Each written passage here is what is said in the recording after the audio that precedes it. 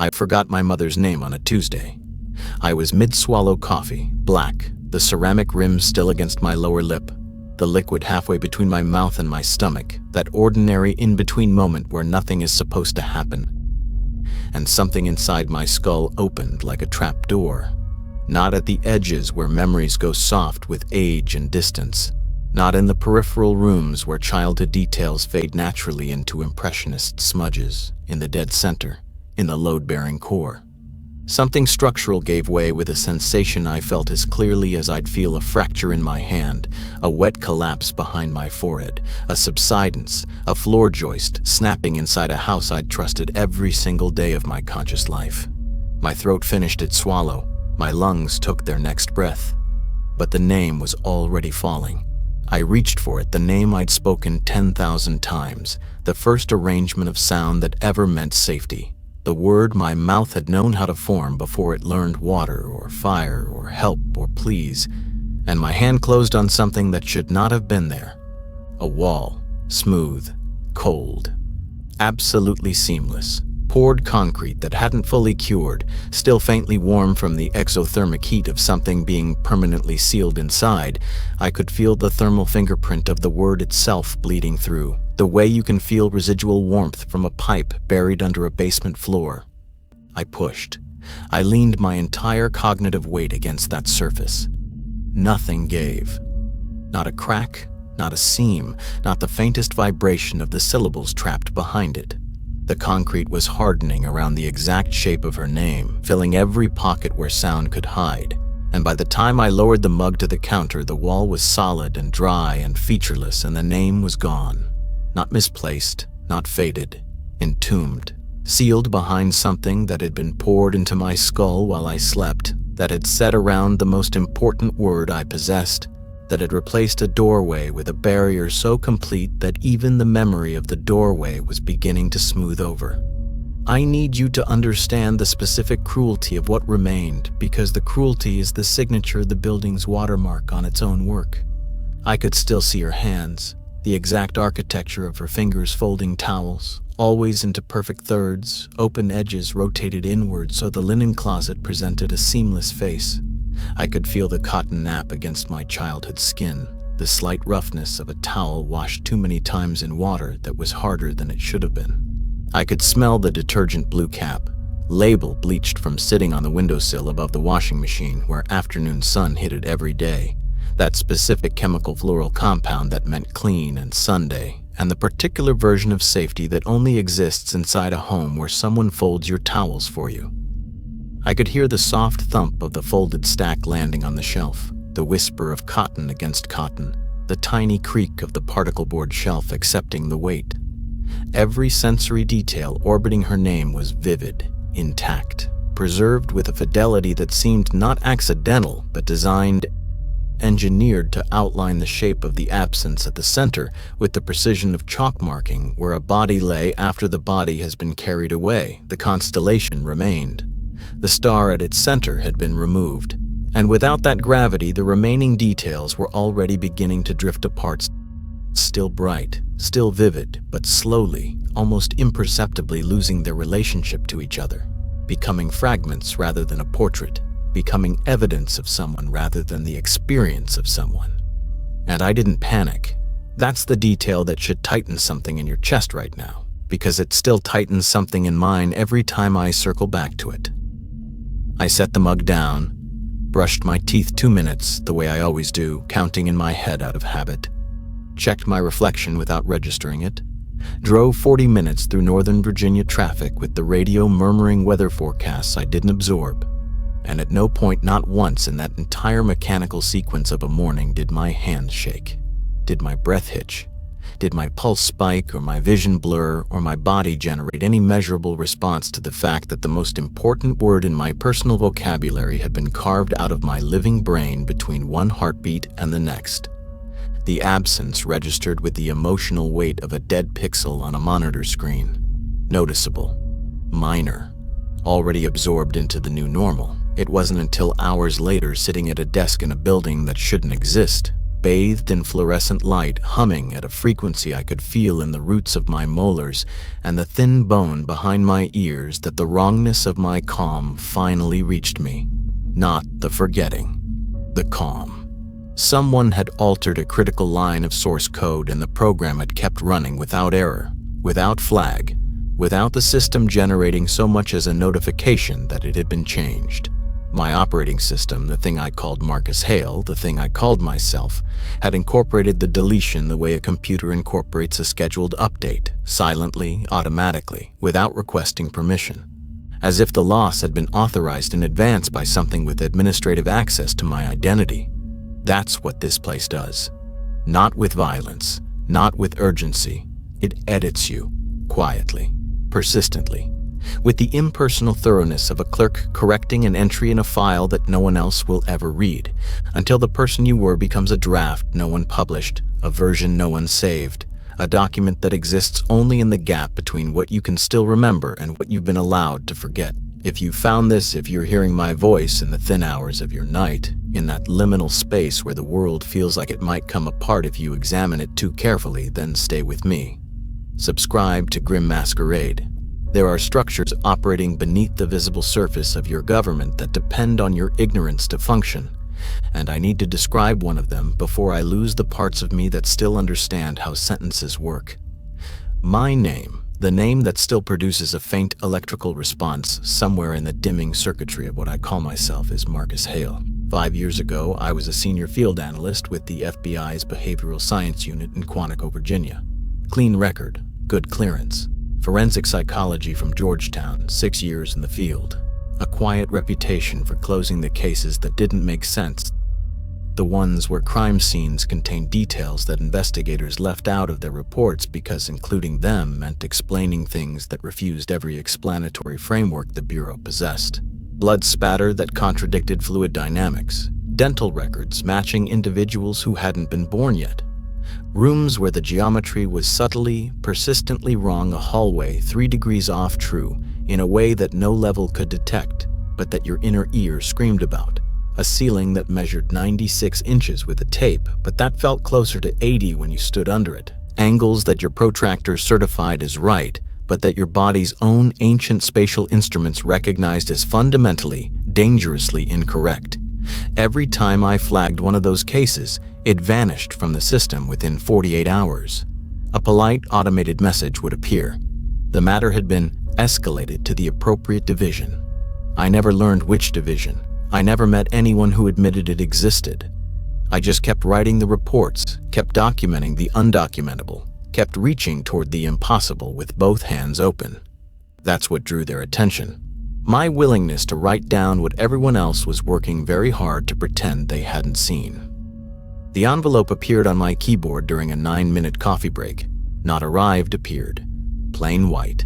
No postmark, no return address, no courier label, no fiber evidence, no fingerprint. Inside, a single sheet of heavy cardstock in a typeface I'd never encountered, angular, precise, mathematically proportioned, every letter engineered rather than designed. You have been selected for transfer. Report to Sublevel 9, Building C-4 at 0600 tomorrow. Tell no one. There is nothing to tell. Not an instruction. A statement of fact. There is nothing to tell. As if the act of telling would simply fail to execute, not from prohibition but from fundamental incompatibility. The way a key fails in a lock that was never designed for it. I checked with facilities. Building C-4, 3 subterranean levels. Mechanical systems, secure storage, telecommunications infrastructure. Below that, poured concrete. Below that, Piedmont bedrock quartz and feldspar, 400 million years old, laid down by geological forces that did not include a sub-level 9. At 5:45 the next morning, I swiped into Building C4 to prove it didn't exist. Elevator to sub-level 3, lowest button on the panel. Gray corridor, server racks humming behind locked doors. The clean metallic smell of ozone and recycled air. I was about to turn back when I noticed the panel still glowing behind me. Below sub-level 3, in a space that had been blank brushed steel every other time I'd ridden this elevator. A new button. No number, no label. A small black circle recessed into the metal, perfectly round, slightly concave. It didn't look like a button. It looked like a pupil, the building watching me through a single unblinking eye with the patience of something that had waited in that wall longer than the wall had existed. I pressed it. No sensation of descent, no cable hum, no change in air pressure or equilibrium. But the floor indicator cycled through numbers that had no right to exist on a federal elevator display. -4, -9, -13, -21, then characters that resembled numerals the way a mask resembles the face behind it, proportions almost correct, but carrying extra strokes, additional spatial folds compressed into each figure until they shimmered with a geometric complexity my eyes could register but my brain refused to resolve. Then the display went black, with a finality that felt like punctuation, a period at the end of something that would not be reopened. The corridor that opened stretched further than I could see, a quarter mile at minimum, possibly much more. Building C4's footprint was 200 feet across. I had seen the plans, walked the perimeter, verified the measurements with my own stride. This hallway exceeded that limit by an order of magnitude, narrowing to a vanishing point lost in a faint institutional haze that smelled like ozone and aged paper and something sweet and organic. I had no word for something growing, something that belonged to biology rather than architecture. Same government gray walls, same fluorescent tubes behind yellowing plastic diffuser panels, same linoleum in that specific gray-beige that exists in no natural environment and was seemingly created in a laboratory exclusively for government use. But the scale was wrong in a way that made my inner ear send distress signals to my stomach. The platonic ideal of a federal corridor stretched past architecture into something closer to geology. I walked the quarter mile in 70 steps. Normal pace, normal stride. The distance was real. My pace was real. 70 steps covered it. The math worked perfectly. It simply produced results that violated physical law. And the corridor was indifferent to the contradiction the way a river is indifferent to a map. The woman behind the reception desk wore reading glasses and a navy blazer over a cream blouse. Her nameplate read intake processing. Not her name, but her function. Identity and purpose fused into a single designation. Her face was ordinary the way institutional paint is ordinary. Present, correct, designed to be perceived without being remembered. Marcus Hale, you're 4 minutes early. That's fine. Early is within compliance. She slid a black folder across the desk. Heavy, the kind that carries consequence in its weight. Your onboarding materials. Read them here. You may not photograph them. You may not memorize them with the intent to share. I don't even know what this is. That's correct. You don't. Read the folder. The transfer order assigned me to the Division of Paranatural Compliance, DPC. No department number, no chain of command, no congressional oversight notation, no budget line item. The mission statement was clinical. The Division of Paranatural Compliance exists to investigate, contain, and administratively process anomalous events, entities, and locations that fall outside the operational parameters of conventional law enforcement. DPC operates with full federal authority. DPC does not report to any external body. DPC personnel are reclassified upon intake and are no longer subject to standard bureau protocols, benefits, or identity verification systems. What does reclassified mean? Your previous clearance, rank, and personnel file have been archived. You are now a DPC investigator grade 1. Your emergency contacts have been updated. To what? To none. The second page was the rules, 14 of them printed in type marginally smaller than the body text. Rule 1. Do not discuss DPC operations with anyone outside the division. There is no one outside the division who will believe you, and your attempt to tell them will be logged. I read it and thought about the people I'd normally confide in: my brother, a college friend, the therapist I'd been seeing since my divorce, and noticed with a quiet chill that the faces attached to those categories were already blurring.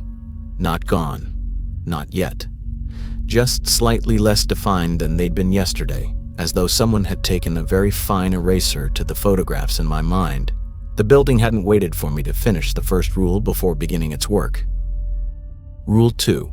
Do not attempt to verify your personal history using external databases, social media, or contact with former associates. Discrepancies you discover are not errors, they are corrections. Corrections. 3 readings, 3 different weights. First, bureaucratic jargon. Second, veiled threat. Third, something that made the hair on my forearms rise an ontological claim, not that the records were being altered to become false, but that my previous life was the inaccuracy, and the building was patching reality to match its own files. I thought of the concrete inside my skull. Was losing my mother's name a correction? Had the building reviewed my personal data and flagged her name as a discrepancy, an outdated variable conflicting with whatever equation I was being solved into? Rule 3. When conducting field investigations, do not deviate from the compliance pathway assigned to your case. If the environment changes around you, the pathway has not changed. Follow the pathway. Rule 4. If you encounter an entity during an investigation, do not attempt to communicate unless your case file explicitly authorizes communication. Unauthorized communication will be treated as a breach. You will not be disciplined. You will be updated. Updated. A word that should have been neutral, but that sat in the sentence like a capsule I'd swallowed before reading the ingredients. Something about it, the passive construction, the clinical precision, the deliberate omission of what updated would involve, told me that whatever that word meant in practice, it was the reason agents stopped asking questions. Rule 5. Do not enter the building before 0600 or remain after 2200. The building is different between those hours. You are not authorized for the version that exists outside operational time. The version. Not the building changes after hours.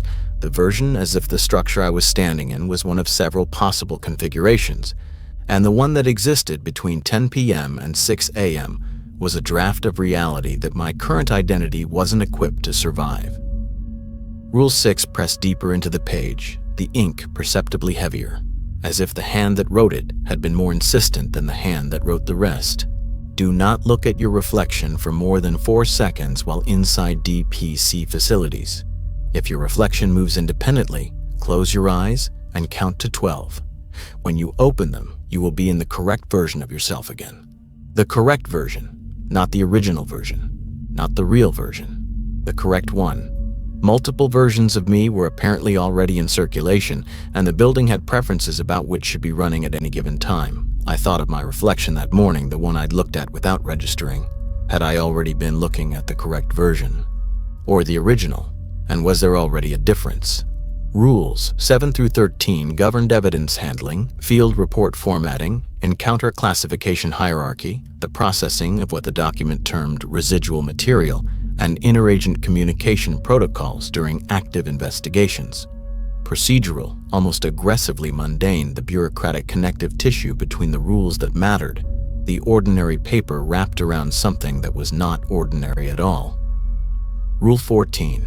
Do not enter the archives without authorization. The archives contain files that are aware of being read. I looked up. The intake woman watched me with the calibrated attention of an instrument taking measurements. Questions are permitted during onboarding and prohibited thereafter.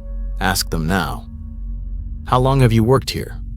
A seam hairline, instantaneous, visible only at the exact right angle in the exact right light. I have always worked here. Then a smile.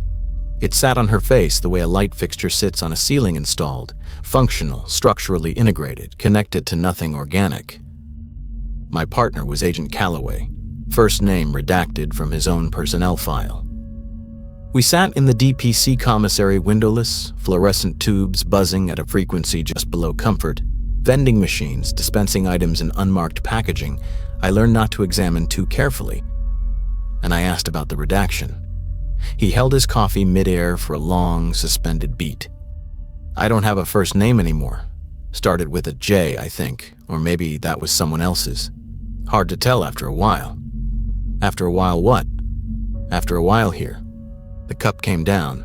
I cataloged the small, precise sound it made against the laminate inside DPC. You learn to hoard sensory details the way a man adrift hoards rainwater, because the building takes them one by one, and you never know which cup of water is the last one you'll taste.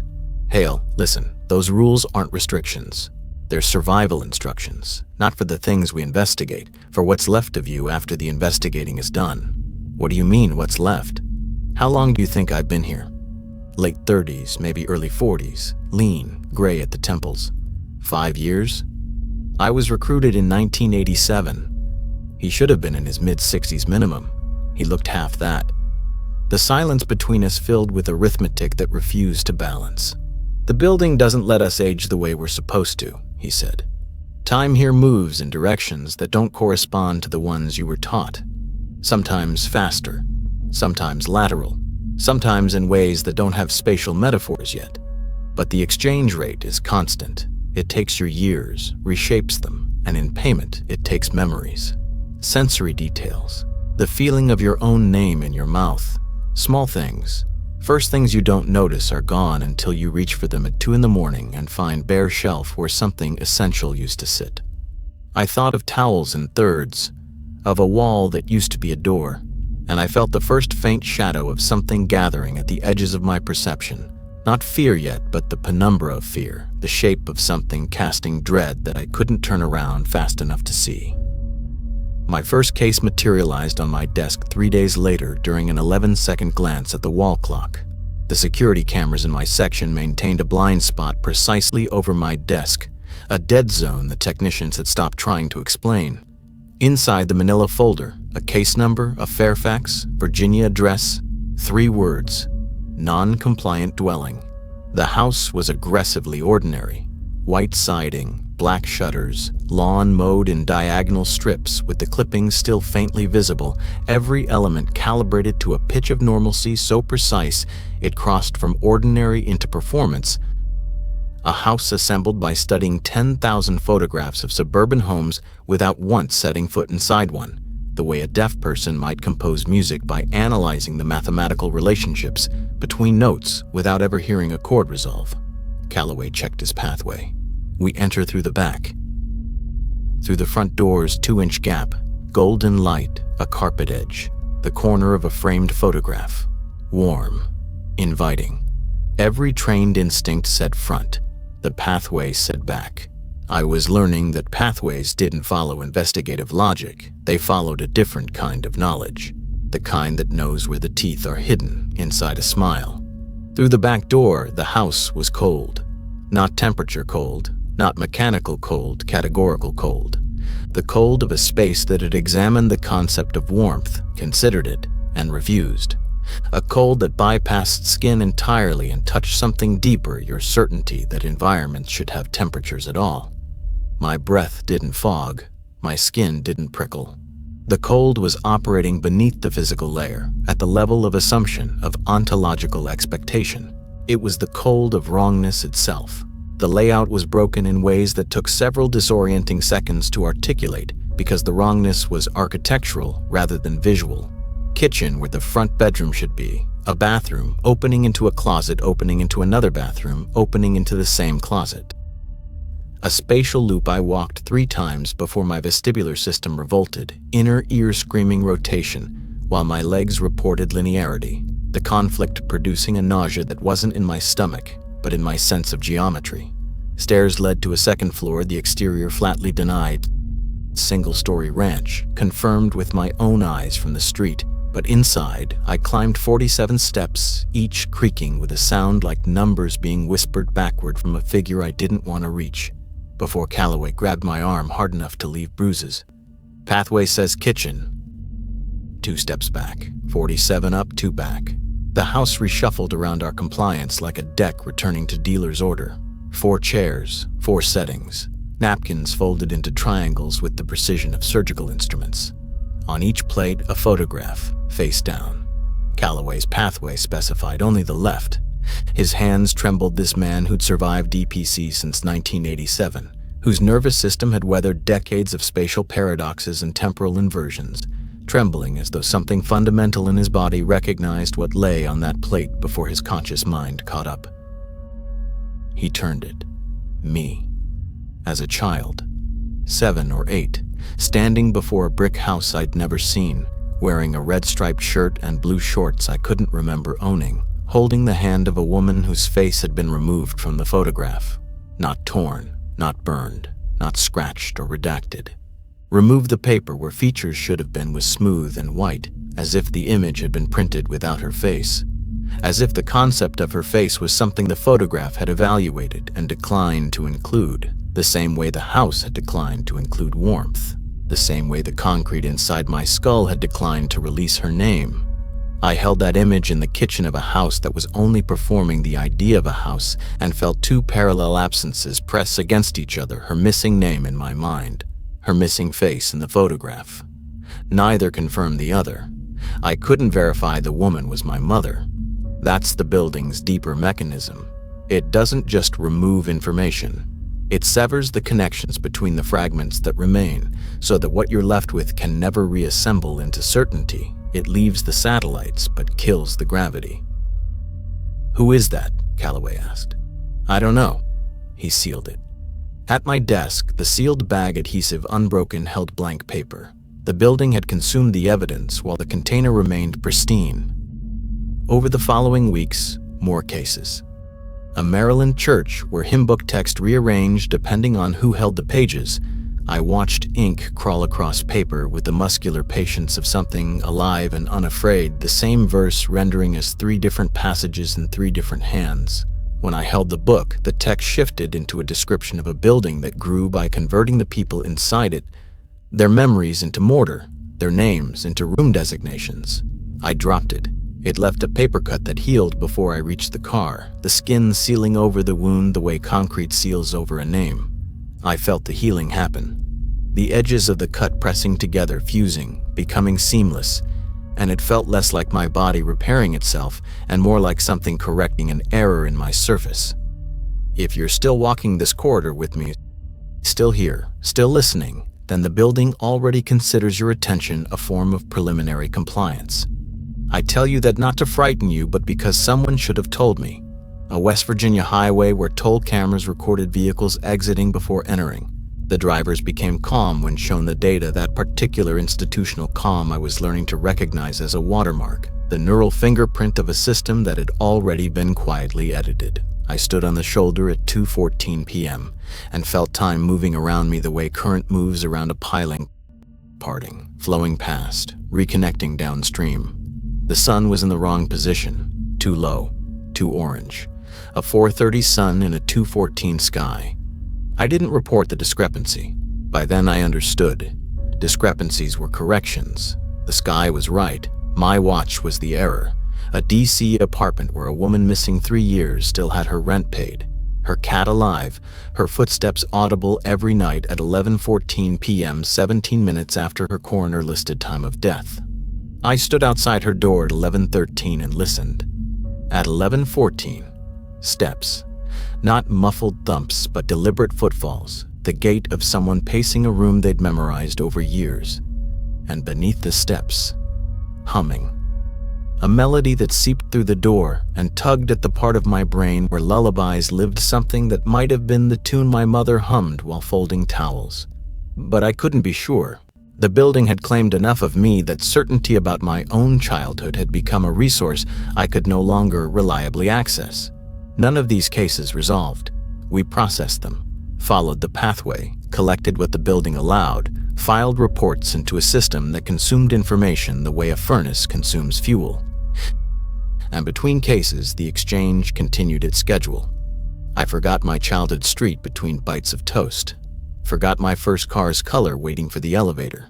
Forgot the taste of the meal I loved most. The emotion survived intact, vivid and aching, but the flavor itself was gone. The architecture of wanting with the wanted thing removed. Try it right now. Close your eyes and reach for the taste of the food you love most. Feel your mouth respond. That specific, embodied, irreplaceable sensation. Imagine reaching for it and closing on nothing. Not a faded version. A void. Pleasure-shaped emptiness.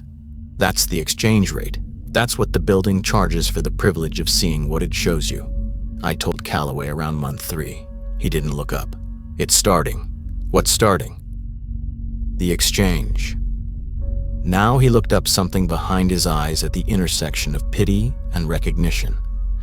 The building gives you access, but it charges memories, relationships, your boundary between self and everything else. Eventually you look in the mirror and the person isn't quite right. Then one day they look more like the building than like any human being. That's what Rule 6 is actually about, not your reflection moving. What you'll see if you look long enough at what you've become. 5 months in, black folder, frictionless stock, one word, recursive. No address, no pathway, a name. Agent Elias Marsh, a note. Locate and process Agent Marsh. He has deviated from his pathway. He has asked questions. This is his file. The photograph. Features that didn't belong together. Eyes from one face, nose from another, jaw from a third. Below it, a record almost entirely redacted. What remained? Recruitment date next year. Future tense. Termination date, the exact timestamp on my recruitment letter. Calloway read it. Don't take this case. It was assigned to me. The building wants you to find him because of what seeing him does to you. I took the case. Not courage. Obedience. 5 months of pathways had trained my nervous system to respond to assignments like a reflex arc. And that recognition was more disturbing than anything waiting in Marsh's office. I couldn't tell whether this was my decision or the building's instruction wearing my decision's face. Was this compliance performing as volition? Had there ever been a difference? Is this resistance even mine? The thought followed me like a frequency I couldn't shake. Or did the building install the resistance to make the processing feel consensual, a user interface feature designed to make its instruments believe they're agents? A door materialized from flat wall. Placard, Agent Marsh. Active processing, small, windowless, terminal emitting yellowish bioluminescent light. The air matched my skin temperature so precisely I couldn't locate my own boundaries, couldn't feel where my body ended and the room began. My edges dissolved into the space like a sugar cube in water. That's exactly the same temperature, no resistance, no shock, just a quiet loss of distinction. Marsh's features were unfinished, the scaffolding of a face without the detail. His skin was the wall's exact shade. He typed in synchrony with the building's hum keystrokes and ambient frequency fused, producing not text but more infrastructure. The screen showed nothing but pulsing light. Your file says you deviated. His voice came from the architecture. I didn't deviate. I completed. Completed what? The exchange. When he turned, his eyes were the building's eyes, the same void that stared from every wall. Not empty. Void, the active, deliberate removal of everything that once made those sockets belong to a person. Infrastructure that retained in its deepest layer the faintest vibration of having been a man. How long? There is no how long. Duration requires identity. Identity requires memory. I have neither. I have function. I backed toward the door and felt my skull begin to hum. A vibration at the base of my brain, above the spine, the building's frequency, conducted through proximity to Marsh the way sound conducts through a shared wall. My teeth buzzed. The bones of my inner ear vibrated in sympathy with something I couldn't hear but felt in my marrow. For a vertiginous moment, I couldn't distinguish which vibrations were the building's and which were mine. Then Marsh spoke the words I hear every night. You're already in your file, Marcus. You've been in your file since before you were recruited. I typed it myself. I'm typing it right now. I ran. Corridor, elevator, cycling numbers, lobby, parking lot. 40 minutes gripping the steering wheel. Leather, stitching, sun-warmed plastic, real materials. Is this panic mine? I thought, watching my hands shake. Or was the panic installed an emotional checkpoint the building uses to measure how much of me remains? I called my mother. Not comfort. Verification. Division of Paranatural Compliance, intake processing. How may I direct your call? Every contact, every number. Same voice, every thread connecting me to the outside world rerouted to a single terminus, a desk at the end of an impossible corridor. A function that had always existed. I went back inside. Where else was there? That night, I broke Rule 6. Stood in the sub-level 9 bathroom and stared past 4 seconds, 12 seconds, my face, scar, jaw, lines. 15 seconds. Simplification began. Each detail fading under pressure so subtle it felt geological. The scar softening, the jaw's crookedness correcting, the lines filling, skin shifting toward gray, not color change, category change. My face becoming surface, material, something you'd install in a wall. 30 seconds, a reduction. Everything specific smoothed away. What remained was institutional. And something new. My reflection's eyes were no longer quite tracking mine. Not moving independently, just slightly delayed, as if the reflection were running on a different clock, processing my movements through a system that was almost but not quite synchronized with real time. I broke at 43 seconds, gripped porcelain, looked back restored, but hollow beneath, and the restoration itself felt wrong, not like healing, but like loading.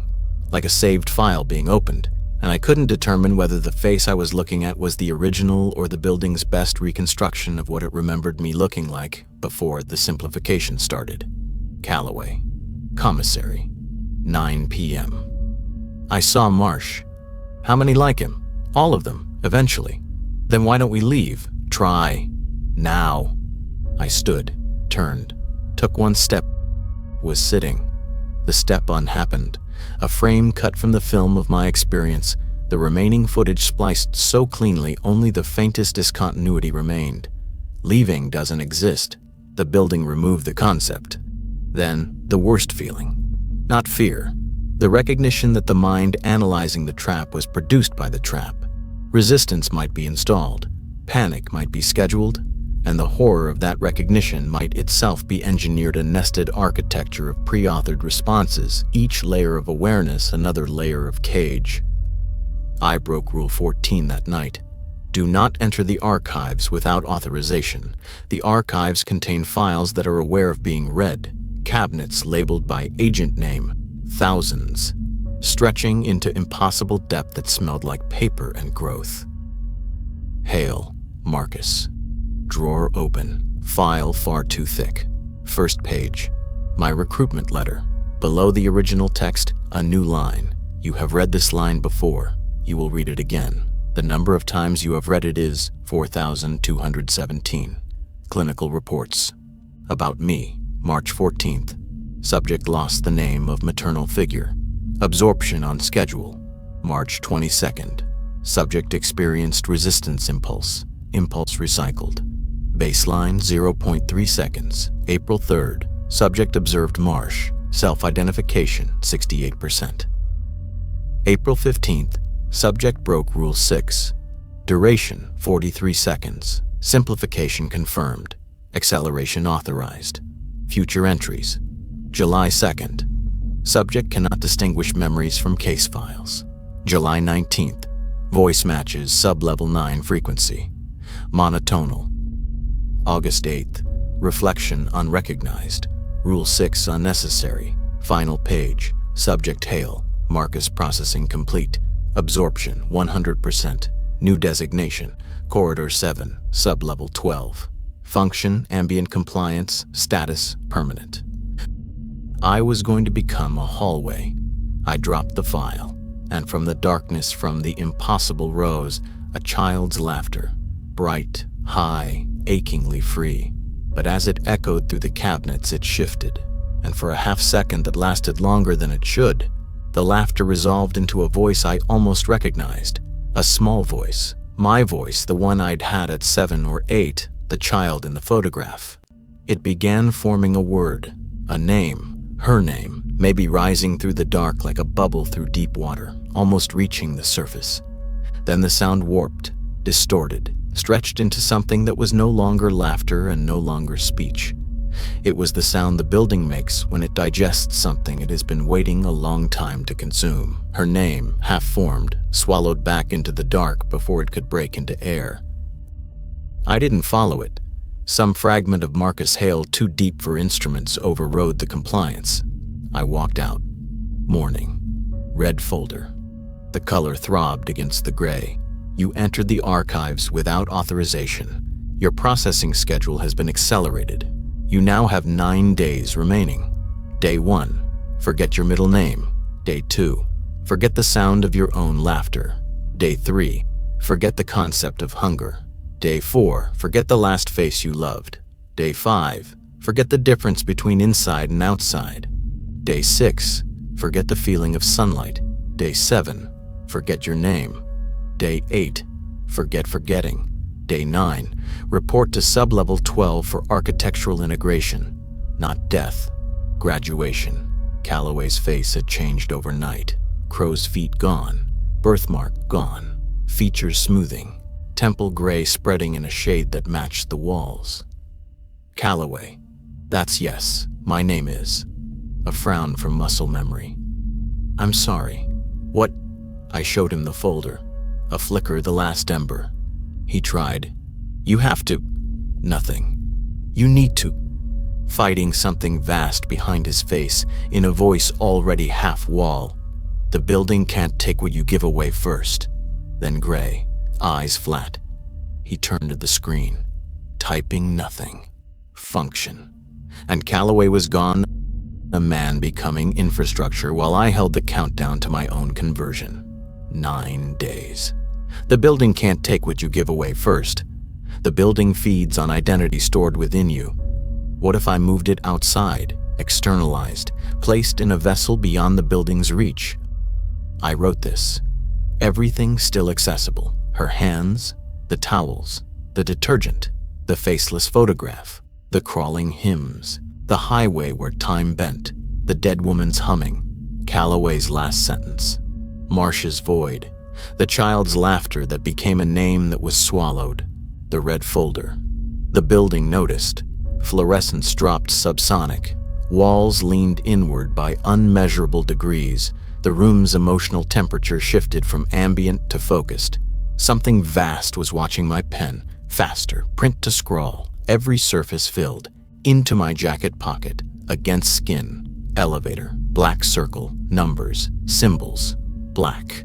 The car stopped between floors, gray in every direction, the averaged color of every consumed identity. In the center, a figure, humanoid, featureless, the building itself. Words present in my head without origin.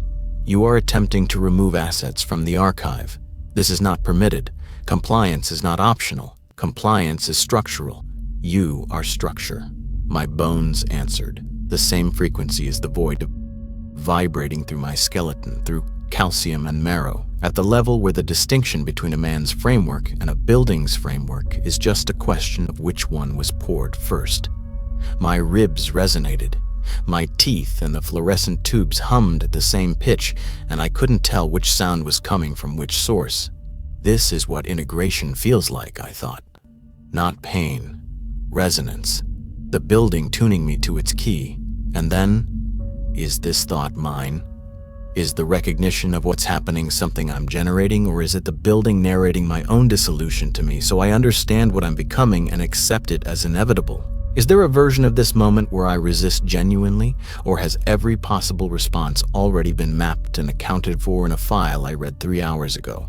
I held up the pages. My name is Marcus Hale. My mother folded towels into perfect thirds. I had a first car and it had a color. I loved a meal that had a taste. I grew up on a street that had a name. None of that belongs to you. I'm giving it to them.